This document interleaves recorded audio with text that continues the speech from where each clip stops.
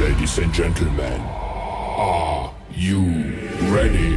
Let's go! They say anything negative, cause I just wanna hear it out your mouth, yeah. Give me fuel, it's a tool that I use to go ahead and run my mouth, yeah.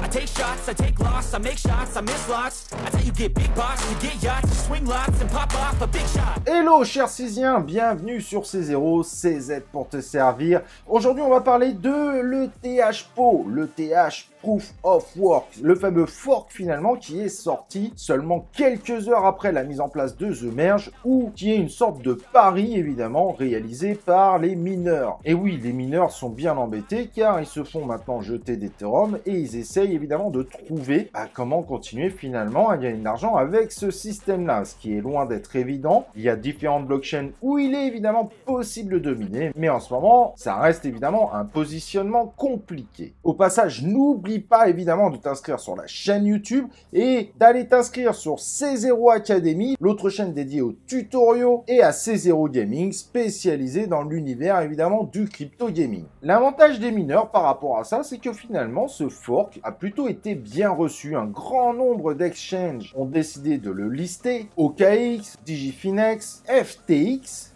Bitfinex, Bybit, Gate, etc., etc.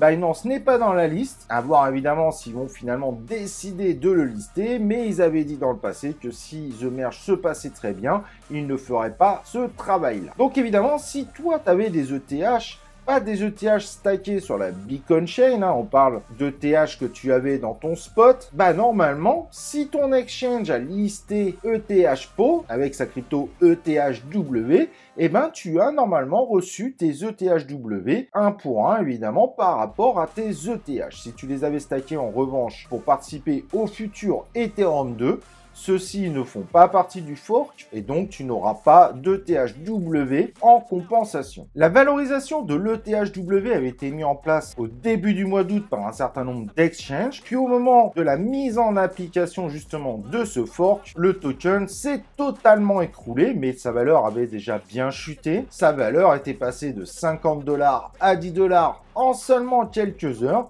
et la chute semble continuer. La mayonnaise a priori ne prend pas. Si jamais tu avais de l'ETH par exemple sur MetaMask qui est un peu plus particulier, il va falloir que tu rajoutes un nouveau réseau. Et si tu ne sais pas comment faire, t'inquiète pas, tu as différents tutoriels sur cette chaîne YouTube. Tu ouvres ton MetaMask, tu vas là-dessus et voilà toutes les informations que je t'ai remis évidemment également dans la description de façon à pouvoir rajouter ce réseau ETH PO qui n'est pas le même qu'Ethereum évidemment vu qu'on est sur un fork où tu pourras potentiellement récupérer tes ETHW si tu avais de l'ETH sur ton réseau Ethereum. En effet, comme c'est un fork, tu dois récupérer les mêmes tokens que tu avais sur le réseau Ethereum. Et si vous avez évidemment une Ledger, il y a la possibilité de récupérer vos ETH PO, donc ETHW.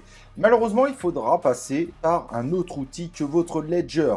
Il faudra alors utiliser la seed phrase de votre wallet Ethereum où vous avez des Ethereum pour ouvrir par exemple un MetaMask et pour faire l'opération précédente que j'ai indiquée sur cette vidéo. Évidemment, faites très attention à vous, passez par metamask.io, le lien officiel, car des fois il y a des applications scam.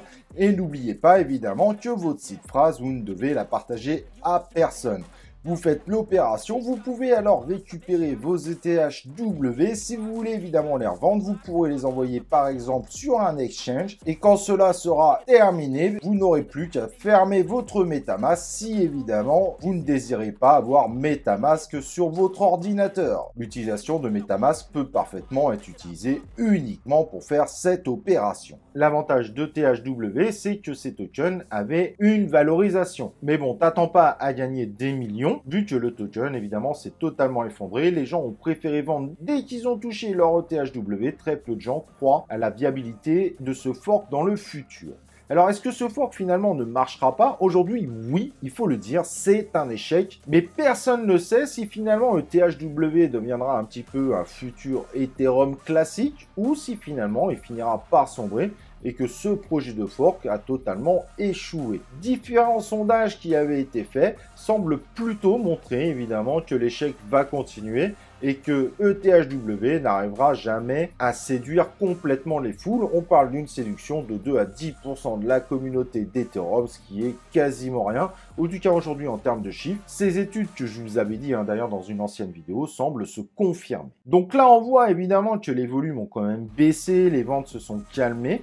Peut-être qu'il y aura un coup à faire, je n'en ai personnellement aucune idée. Mais de là à croire que le THW va venir remplacer l'Ethereum, ou en tout cas prendre sa place, ça me paraît quasiment personnellement impossible. Il faut être honnête, peu importe ce qu'on pense du passage en Proof of Stake, qui si elle est une bonne nouvelle en termes écologiques, elle l'est beaucoup moins en termes de centralisation et de fair play. Malgré tout, Ethereum est clairement une des plus grosses communautés et je ne crois absolument pas personnellement que le THPO arrivera à la récupérer. Surtout qu'il ne faut pas oublier qu'Ethereum dans le futur va proposer encore d'autres choses pour finaliser ce fameux Ethereum 2 et pour avoir la capacité de traiter 100 000 transactions par seconde. Mais voilà, je trouvais ça intéressant de regarder ensemble. Finalement, Ethereum The Merge a amené à quelque chose de surprenant. Aucun projet qui aurait pu être de très bons investissements en récupérant évidemment un certain nombre de mineurs, tous les tokens ont plutôt chuté au même titre évidemment que Ethereum lui-même. Donc finalement, l'ensemble du marché se porte pas spécialement bien. Ethereum The Merge n'a pas du tout été une réussite en termes de valorisation. Mais comme vous le saviez, on s'en doutait quand même un petit peu. Et un dernier point qui, je pense, est quand même assez important à regarder, c'est quelles sont du coup les évolutions possibles de THPO.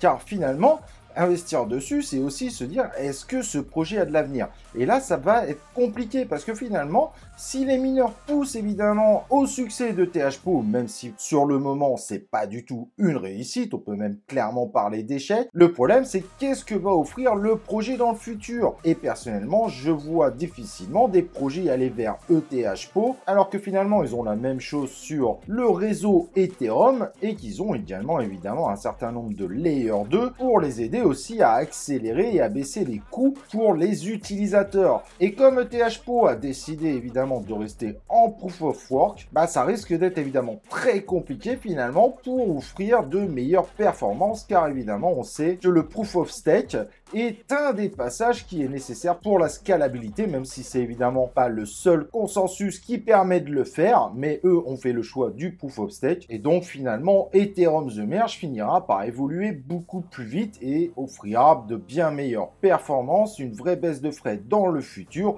ce que aujourd'hui évidemment Ethereum PO n'est absolument pas capable d'offrir aux utilisateurs. Donc finalement je vois très mal pourquoi un certain nombre de projets choisiraient Ethereum PO alors que tout simplement ils ont bien meilleur sur Ethereum, voire sur les Layer 2 évidemment qui sont greffés dessus. Donc sur le coup, en termes d'évolution, je crains bien évidemment que Ethereum PO ne change jamais réellement dans le futur.